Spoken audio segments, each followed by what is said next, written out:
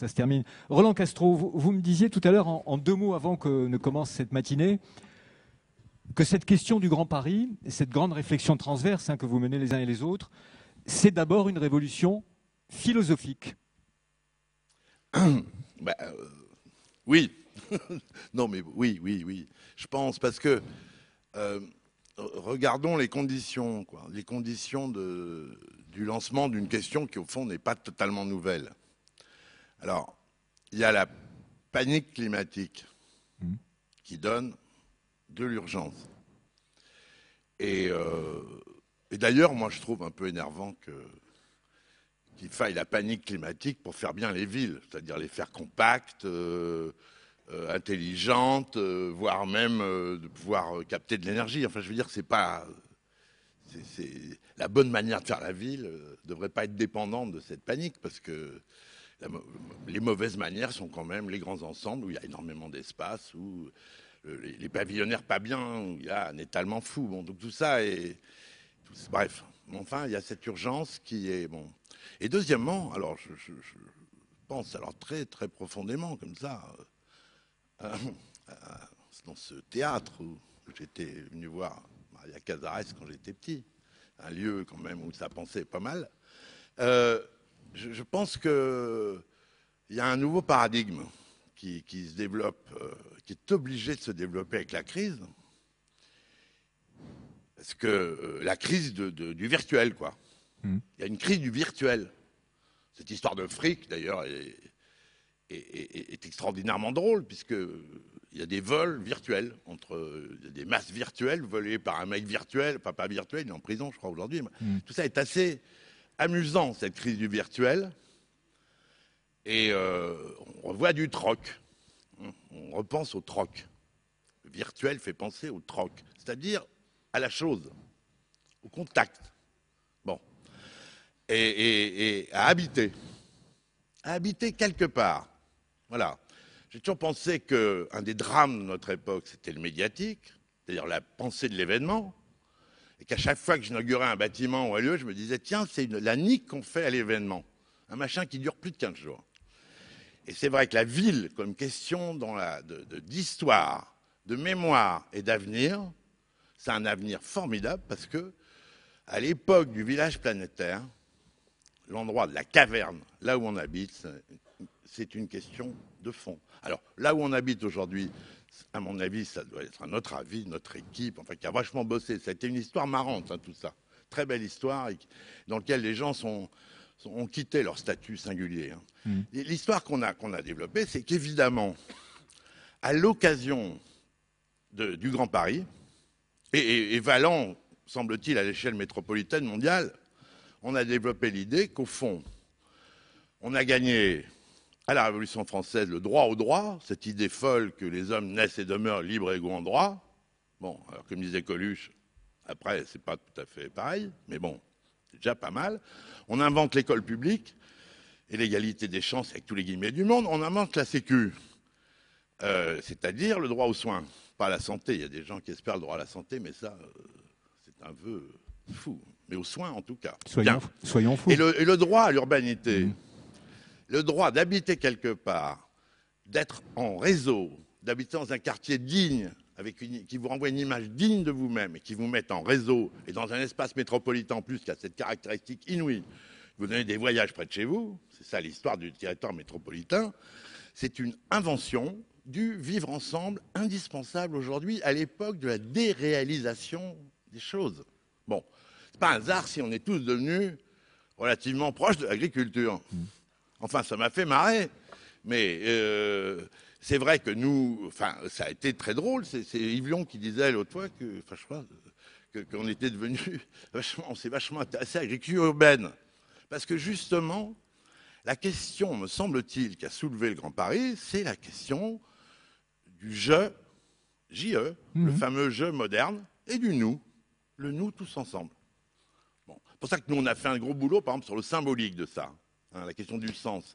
Bon, c'est pour ça qu'on a fait, par exemple, une série de monuments qui ont un rapport avec refabriquer du sens, du vivre ensemble. Mais il n'y a pas que ça. Je trouve que moi, j'ai eu un peu, on a de la chance, on parle le dernier, des fois, ça nous arrive de faire le premier, mais Donc il y a plein de choses que je ne suis pas obligé de répéter parce qu'il y a évidemment énormément de choses avec lesquelles Mais je suis d'accord. sur le nous, Roland Castro, qui est très intéressant chez vous quand même.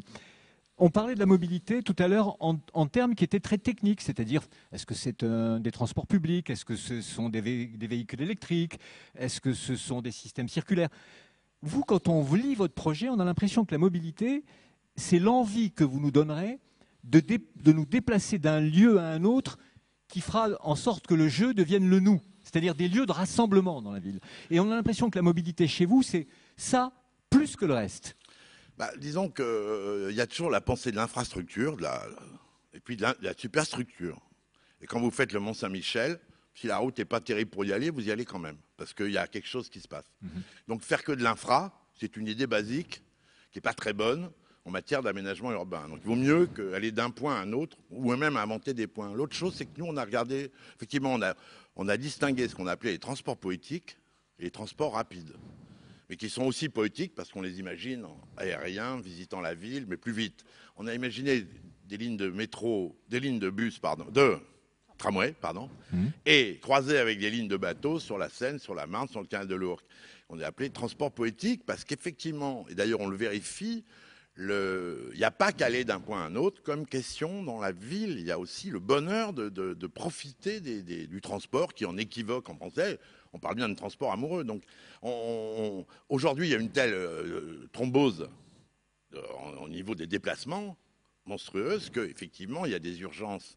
Mais en même temps, je pense que les transports doivent être évidemment l'occasion d'une nouvelle découverte de la métropole formidable et qu'en plus, ces transports vous amènent de lieu en lieu, de station en station. Vous avez des découvertes formidables. Bon, c'est quoi ce Grand Paris? En plus, tout le monde l'a dit aussi, mais c'est la lettre volée d'Edgar Poe. Hein. Tout était sur la cheminée. Hein. Tout était sur la cheminée. Il fallait regarder un peu. Il fallait dézoner et déréglementer sa tête. Il fallait entrer, comme chez soi, aux portes Gennevilliers. Ce qui est chez nous. Et que c'est un des plus beaux ciels. C'est un des plus beaux ciels du Grand Paris. Bon, voilà. Et peut-être qu'autour de Gennevilliers, il y aura une polarité nouvelle, formidable. Et peut-être que, bon, il y aura la fac la plus pointue dans un siècle, parce que c'est un des grands hauts lieux, très drôle. Enfin, haut lieu, c'est un mot qu'emploient les gens en nouvelle, mais parfait, je prends. Ça fait partie du travail collectif, amusant. Alors, il y a cette histoire formidable que tout est là. Canal de l'Ourcq, il est là. Il y a des lignes de ciel inouïes qui sont là. Il y a des territoires. Le parc de la Courneuve, il a été pensé comme une zone parc, comme les zones industrielles. Et il a 1 km² plus grand que Central Park. Il a 20 km de côte, si on prend. Donc imaginez l'urbanité incroyable qu'il peut produire autour de ce parc, par exemple. Alors on voit bien les axes, mais je me souviens d'une anecdote qui m'avait beaucoup frappé, qui était un sociologue et un spécialiste de la question du temps. Et ce sociologue m'avait expliqué que dans le Paris d'après Haussmann, sur les grands boulevards, qui étaient donc des axes où on pouvait se croiser, sur ces grands boulevards, il y avait des temps différents. Il y avait le temps qui était l'heure à laquelle les aristocrates se promenaient. Puis il y avait le temps pendant lequel les bourgeois se promenaient. Puis il y avait le temps pendant lequel les ouvriers se promenaient. Mais ces temps ne se croisaient pas. Il y avait donc un axe ouvert à tous, mais dans cet axe ouvert à tous, décidément des murs invisibles qui faisaient que le mélange ne se faisait pas. Le problème de la ville aujourd'hui, c'est de casser ces temps sociaux pour que la ville réappartienne tout le temps à tout le monde.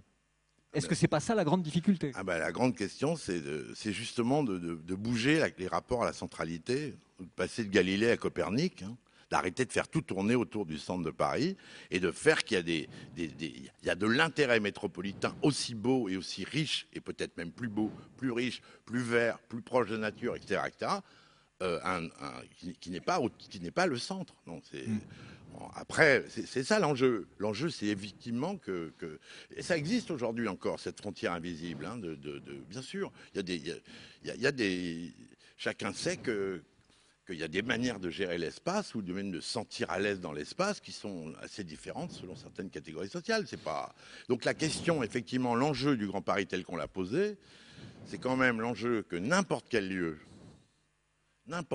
devienne un lieu attractif, qui soit digne, qui soit beau, qui soit fréquentable. Nous, on appelle à une bataille de San Gimignano à l'échelle communale. C'est-à-dire que vraiment, on y aille de sa singularité, de son extravagance et de sa... Voilà, que les communes et même les quartiers de communes. Bon, ça, c'est pas du tout un discours éradiquant haussmannien. On n'est pas du tout dans cette manière de penser, et y compris dans tout ce qui peut être la production personnelle, avec tout ce que la déréglementation va pouvoir permettre de faire. Parce que je pense que c'est un des grands enjeux, hein, il faut dézoner, déréglementer, récupérer l'inondable, arrêter d'avoir juste des pointillés, des PPRI, vous ne connaissez pas ça, mais c'est dramatique, et uniquement parce que maintenant, il y a eu un truc monstrueux qui a été voté d'ailleurs au Parlement, sauf par 7 députés, à ma connaissance, c'est le principe de précaution. À cause de ça, plus personne, tout le monde mord de peur, tous les élus mordent de peur, et du coup, on ne peut plus fréquenter le bord des rivières. C'est quand même extrêmement bête sur le plan urbain quand on voit l'immense potentiel qu'elles ont autour de Paris. Donc tout ça pour voilà. Moi, j'aimerais bien avoir votre lecture de cette définition poétique que donne Roland Castro de la Ville. Et je voudrais réinscrire ou accrocher ce mot poétique à un autre qui vient d'être utilisé par les intellectuels outre-marins de la Guadeloupe et de la Martinique. Ils ont publié un texte assez étonnant qui dit que la nécessité impérative aujourd'hui, c'est de réintroduire, ils ne disent pas là, mais le poétique dans la politique. Au fond, un peu toutes ces questions que vous venez d'esquisser, Roland Castro.